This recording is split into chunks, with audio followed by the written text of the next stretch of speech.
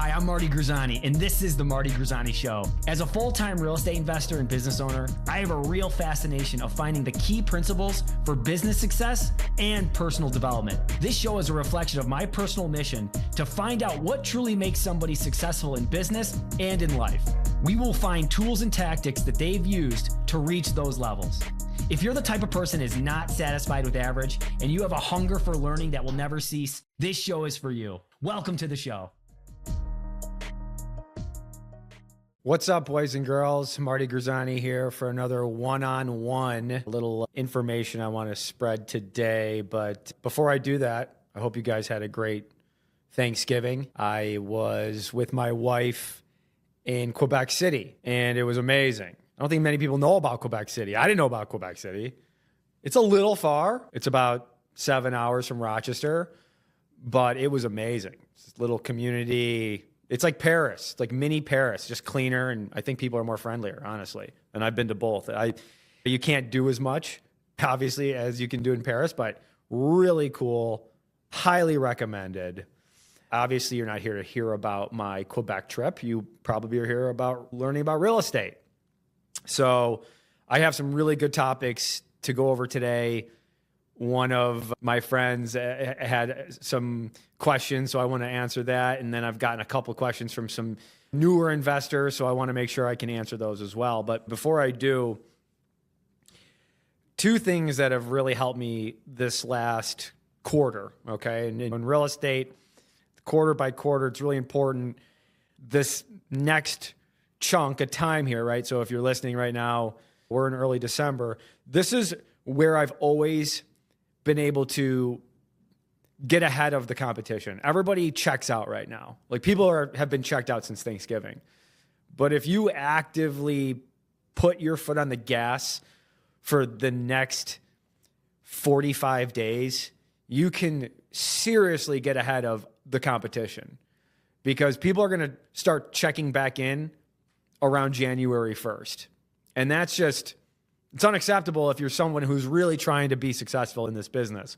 You really have a nice chunk of time to really get ahead. So I'm not going to hit that over the head so many times, but really think about a little urgency right now.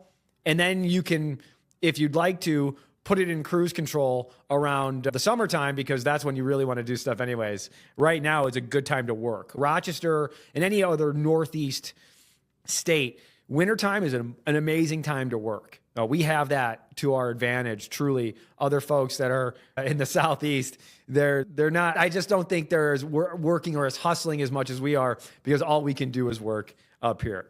I heard something from a mentor just recently that when I was getting back to my point about that's changed my life this last quarter. And something I've implemented is the 3 C's. Okay, so I'm going to go over the 3 C's with you right now. The first C is compliment. So it's really important to be able to compliment somebody. Sometimes people think that if you give a compliment, that means like it's taking away from you, right? Like it's not. It actually makes you feel better.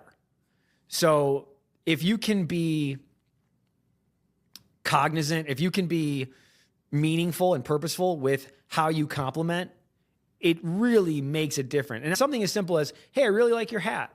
Where'd you get it? Like it opens up people. It gives them a story to tell you. And now you're listening and you're working on it. It just builds up rapport. A lot of people just, you think this person knows that they have a nice podcast. This person knows they have this and this. Well, tell them, hey, I really enjoyed it. Or I really enjoyed your last video you posted on the cooking show that you're doing. I think that's great. People need it. And it make you feel good and it makes them feel good. And they'll remember you, especially down the road, especially if they're also trying to help you. The other C is congratulate. Congratulating people on their wins, I think, is something that is a really simple thing to do. So many Facebook posts are posted every single day. And a lot of times you only see the negative, which is really sad because there's so many good things that people are constantly posting about. And rarely do you see a lot of support on those. Someone starts a business or someone's excited about buying their first property And it's almost like people are a little, I don't know if I should like that, or I don't know if no, compliment them. Hey, great job. I know you worked really hard. You deserve it. Complimenting people and congratulating people are really important to do. But I think the third C, which is really the most important, and this one changed my life, is to console. So I'll give you an example. A lot of times for me personally, if there was a death or if there was something that was painful for a friend or a family, you may say, oh, I don't want to bother them.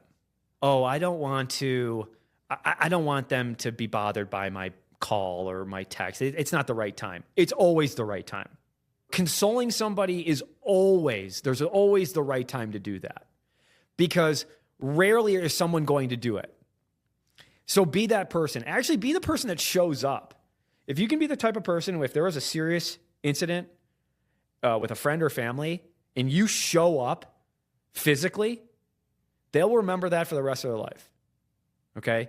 Because it's uncomfortable for you as the person showing up or giving that console. It's uncomfortable. You don't want them to have to relive that or have to explain it, but they need it. They need to get it out.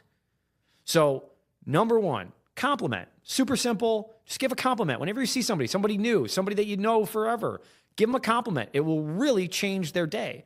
Congratulate. Somebody has a big win. Somebody gets a new job. Congratulate them. Let them know, hey, that's awesome. Good for you. All right? They'll remember that. And the third is console. All right? Something happens, make the call.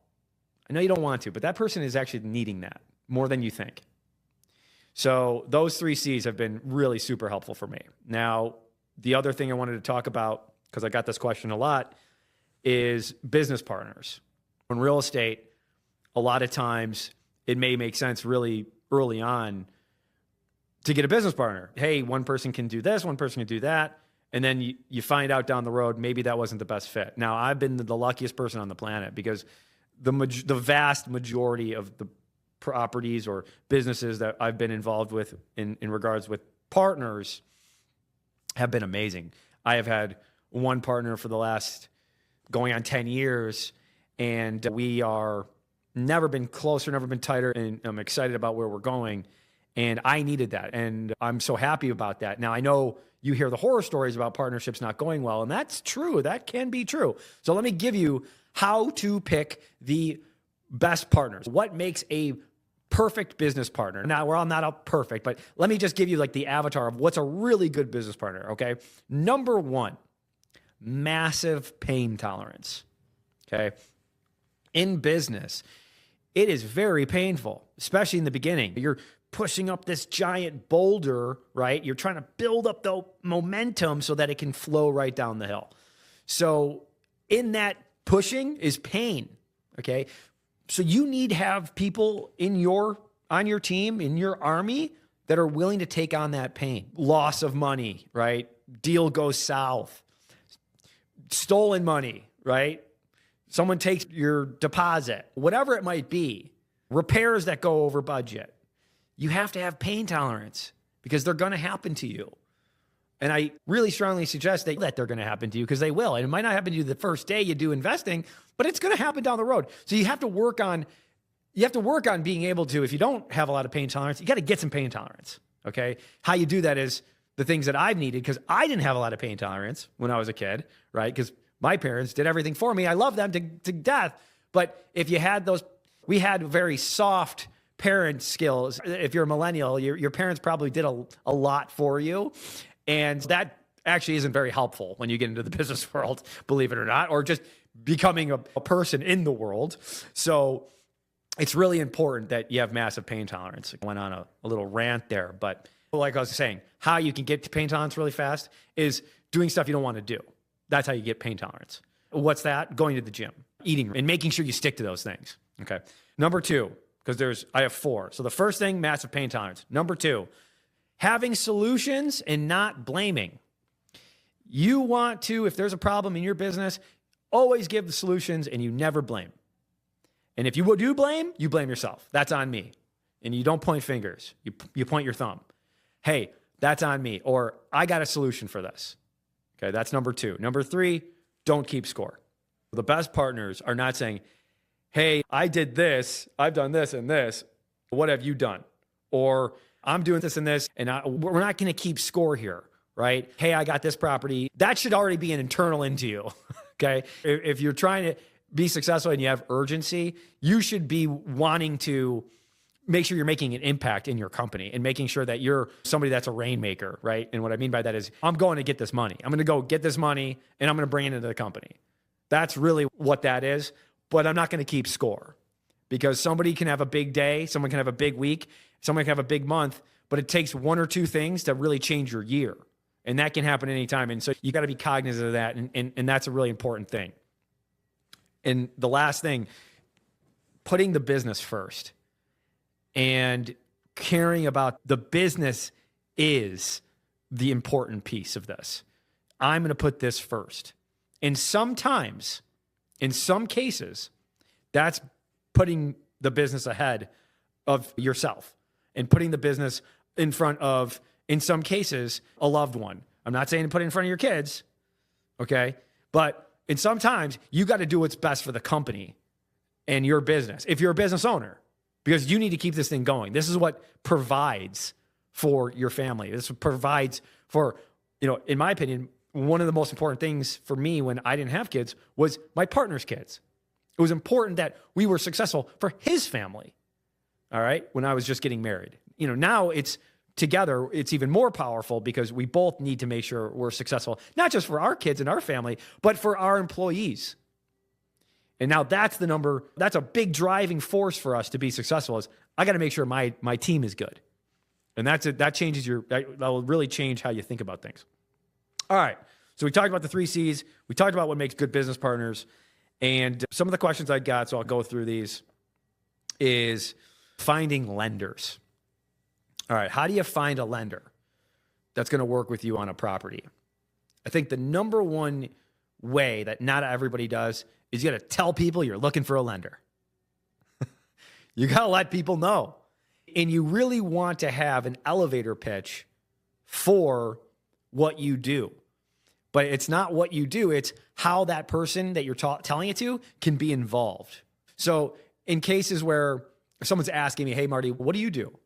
Hey, and a lot of times, guys, by the way, I want to know about them. That's number one. I'm not bringing this up. This is when they ask, okay? Because the most important thing is when you're within a group that you think might be good lenders, you want to be asking them questions. You want to be knowing about them, all right? Sometimes some of the best conversations are when you've asked all the questions to them and they don't know anything about you. And they'll say, wow, that was a really good conversation, Marty. Thanks. This was awesome. And you know everything about them. They don't know anything about you, but that means you did a good job, okay? But when they do ask you, because they will, is for me, it's, hey, what we do here at Suplex Properties is we take high net worth, time poor individuals and we marry them with cash flowing properties that we manage and operate. That's what we do every day. So for my clients that are business owners or high net worth individuals that want to get involved in real estate for all the great benefits, right? The tax depreciation, the being able to drive by something and touch it and know that they have a tangible asset that's generating cash flow. They just don't know how to find them or how to operate them or want to be an operator or property manager. That's where we come involved and we work together and we accomplish those things. So real quick, I'm in and out. And then they go, oh, wow. So how would I get involved on something like that? I actually have a ABC deal. Would you like to hear more about it? I'd be happy to sit down with you a coffee and show it to you. Yeah, that'd be great. So you want to get that elevator pitch and whatever that is for you. But you got to tell people. And how do you reach a lot of people? Social media, right? That's why I'm doing this. I know that people watch this, right? And I love that. And it makes, me feel good that I can give to folks. But I know that if somebody is interested in what we're doing, they're going to reach out. Or I'll hear about it at an event and say, hey, I really appreciate that video. I know you're working on XYZ deal. Let me know when the next one comes around. I'd be interested in working with you guys. Great. So you do want to think about your social media, though, as a business then, right? When you're posting things or your profile picture or what you're saying out there on the internet, people can come across. So you want to be purposeful, again, on how you're posting things and realize that people are going to look you up and you want to make sure there's reasons to work with you and not go the other way. And I think some people think that it's a little bit of a jokey thing, but it's really not. People take that very seriously, especially if they have not worked with you in the past. There's some other things you can do, right? You can join certain groups. If you have some money, you can join a country club and all those things. You can join maybe some expensive gyms and all those things. And those are great. That's down the road if you don't have anything, right? If you don't have a lot of money, the number one thing to do if you don't have any money, social media, networking for free, right? There's all these real estate meetups. I can't tell you how many real estate meetups there are. They happen all the time and they're popping up every day. Go to those. See how other people are interacting with each other. One of the first things I realized back when I started 15 years ago is, what do you ask people at a networking? What do you say to people? Really simple one that I still use today is, so what type of investing do you do? You can go right up to somebody and say, hi, I'm Marty. And they sometimes will have a name tag. Hi, I'm Marty. Hi, Jim. It's nice to meet you. Hey, I'm just curious, what type of investing do you do? And then they'll go on a ramble and rant, right? And then they're talking about themselves. And then you can keep asking questions on that. And that's how you develop relationships, by asking questions based on the information that they're already giving you. But the key is the questions, because that's what unlocks the information. And the information is what you can use to continue the questions and then continue. What all that's doing is building up rapport. Hey, Marty, and all of a sudden they're pointing you to, hey, you got to meet Jerry, you got to meet Bill, you got to meet Kathy. And you're starting to really work the room. That's what working a room is. Going around, talking to people, meeting people, right? Yes. Should you have a smile on your face when you do that? Of course. Should you have a good handshake? Of course. A lot of these things are sometimes not taught to people, and that's a shame. But you should learn those things. So networking. So Googling networking meetups. And the toughest weight in that is actually going through the door, because it's so easy to go, oh man, I shouldn't be here. Negative thought. I can't do that. Limiting belief, right? All these things that we have in our head every day. It was actually just a study that came out about, we have 30,000 thoughts a day. 70% of them are negative, right? Terrible. So you want to be like a rabid gardener. As soon as a negative thought comes up in your head, you rip it right out, okay? And those are the little things that down the road you really should be thinking about, is when you have a negative thought, you got to get rid of that thing, because it's just a thought. It doesn't actually mean anything. So what did we say? We said, number one, networking, joining some more affluent clubs, and social media. Last thing for finding lenders is asking other investors who their lender is. They'll give it to you. They really will. Are they going to keep their private lenders private? Yes. It's a private lender. Are they willing to give you hard money and recommend you to hard money? Yes. Yep. You can find hard money. Now, you can find private lenders. A lot of times those are built on deals that you've done in the past. So if you've never done a deal before, you sometimes have to start with hard money. And there's a lot of companies here, happy to refer you to people that do hard money. And that's between you and the hard money lender. And that's going to be based on a lot of things. Okay, that's based on the deal. That's based on your experience, your background. That's going to be based on, do you have any income besides this deal? Those are all things that people will look at when they're underwriting. And sometimes none of it matters other than the deal, which is really how it should be. And another question that I got not long ago was finding BRRRR properties. All right, BRRRR properties. What is BRRRR? So BRRRRing something that helped us start our business, which is you buy a property, you're going to rehab the property, you're going to rent the property, and you're going to refinance the property, and then you are going to repeat the process. That's BRRRR. How do you find a BRRRR? And they're starting to pop up on the market, by the way. Properties that you can buy in BRRRR, right? For instance, that might be if you're looking in a $200,000 neighborhood and you find a house for $100,000. You find a house that maybe needs work and you can get it for $100,000 or $120,000, and all you have to do is put it in 20 grand, potentially 30 grand these days. Now you're all in for, let's call it 150. You go to a bank. The bank's going to give you 75 or 80% loan to value. So the point is, you can buy a property without any money after the refinance. So you're going to have to borrow the money, which is how you buy. That's the two work together with the lender and the hard money to buy the property. Okay. And then you're going to rehab the property with the funds from the hard money or the private lender. You're going to rent the property, and you're going to do that through your own grit of putting it up there and on Zillow and Facebook Marketplace and getting a good tenant. We could talk all day long about that because that's one of the most important pieces to this business. And then refinancing it with a bank. And you do want to make sure that you're somebody who is bankable. And normally that's somebody who has a W-2 that the bank's going to be okay with. So you do want to have a couple things in place before you BRRRR. Now, how do you find a BRRRR property? You can find them online. One of the best ways to find them is back to what we talked about, is networking. Going to these networking events and talking to investors, talking to wholesalers, talking to retiring landlords who may have some properties that they'll tell you it's a little beat up, needs some work, but I'm willing to sell it based on the condition that it's in. Great. They're there. I'm telling you, they're there all the time. There are people there all the time that have a property that needs work, that they're thinking about selling, and it would be a really good BRRRR. Facebook Marketplace. You can find properties there. Craigslist. Those are there. And I don't think those things are being as hawked at as much as they used to be. So they're starting to pop up where you can really, if you take the time every day and you look at this thing twice a day, because sometimes they'll pop up and pop up fast, and you want to be the first one to reach out to that person. And my favorite one that I still do today, just because I'm a little bit of a psycho, is driving for dollars. You know, I don't need to be doing that because we have 13 flips going on right now, but I like it. I like driving neighborhoods that I want to buy properties in and finding the rundown house and then reaching out to the owner. And a lot of times it's an investor, right? And a lot of times they're willing to sell it.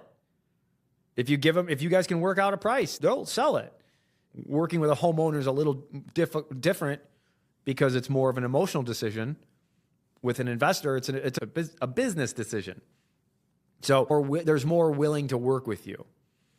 All right. And sometimes just being a young whippersnapper in the game, people will they'll give you some love if they see that you're serious.